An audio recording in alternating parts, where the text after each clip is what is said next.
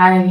Self love అనేది ఒక feeling కాదు, అది ప్రతిరోజు తీసుకునే నిర్ణయాలలో కనిపించే ఒక ప్రవర్తన. మీరు నిజంగా మిమ్మల్ని మీరు ప్రేమిస్తున్నారా? చాలా మంది వెంటనే అవును అంటారు. అయితే ఇక్కడ ఒక ప్రశ్న, మీరు మీ శరీరాన్ని జాగ్రత్తగా చూసుకుంటున్నారా? మీ మనసుకు విశ్రాంతి ఇస్తున్నారా? మీకు నష్టం చేసే వ్యక్తుల్ని ఇంకా జీవితంలో ఉంచుకుంటున్నారా? మీరు మీకు ఇచ్చిన మాట నిలబెట్టుకుంటున్నారా? ఈ ప్రశ్నలకు సమాధానం లేదు అని అయితే మీకు మీ మీద ప్రేమ లేదు అని కాదు, ప్రేమ అంటే ఏంటో ఇంకా పూర్తిగా అర్థం కాలేదు అని అర్థం. సెల్ఫ్ లవ్ అంటే ఏంటి? చాలా మంది సెల్ఫ్ లవ్ అంటే ఏమనుకుంటారు? వాళ్ళకి నచ్చిన షాపింగ్ చేయడం, వాళ్ళకి నచ్చిన దగ్గర ట్రిప్స్కి వెళ్ళడం, ఖరీదైన వస్తువులు కొనడం, నేను చాలా గొప్ప అని అనుకోవడం అని అనుకుంటారు. కానీ ఇది సెల్ఫ్ లవ్ కాదు. సెల్ఫ్ లవ్ అంటే నీ భవిష్యత్తుకి నీకు మేలు చేసే నిర్ణయాలను ఈ రోజు తీసుకోవడం. మనిషికి మామూలుగా రెండు స్వరాలు ఉంటాయి. ఇమ్మీడియట్ సెల్ఫ్ అంటే ఇప్పుడే సంతోషం కావాలి అని ఉంటుంది. సెకండ్ ఏంటంటే ఫ్యూచర్ సెల్ఫ్ అంటే భవిష్యత్తులో మంచి జీవితం కావాలి అని ఉంటుంది. ఎగ్జాంపుల్, ఇమ్మీడియట్ సెల్ఫ్ అంటే ఇంకో గంట ఇన్స్టాగ్రామ్ చూద్దాం.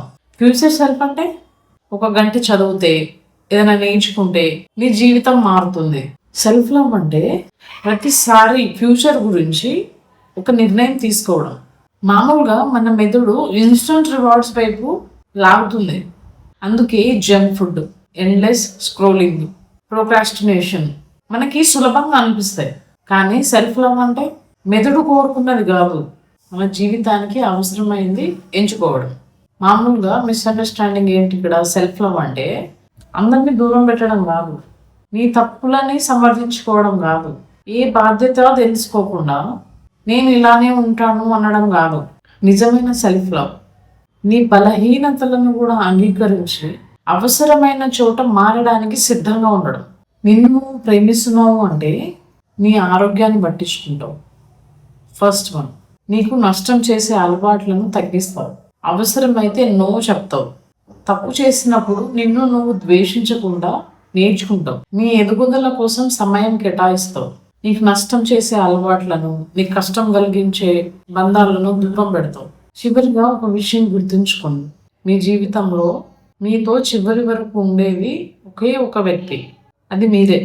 అందుకే మీరు అందరినీ ప్రేమించే ముందు మీతో మీరు మంచి సంబంధాన్ని నిర్మించుకోవాలి. ఎందుకంటే సెల్ఫ్ లవ్ అనేది స్వార్థం కాదు, అది ఆరోగ్యకరమైన జీవితానికి పునాది. ఎవరో వేరే వాళ్ళని ప్రేమిస్తున్నాము అని చెప్పేసి మనల్ని మనం హర్ట్ చేసుకోవడం అనేది లవ్ అనిపించుకోదు. మనల్ని మనం ఇబ్బంది పెట్టుకుంటున్నాము అని అంటే అది సెల్ఫ్ లవ్ ఎట్లా అవుతుంది?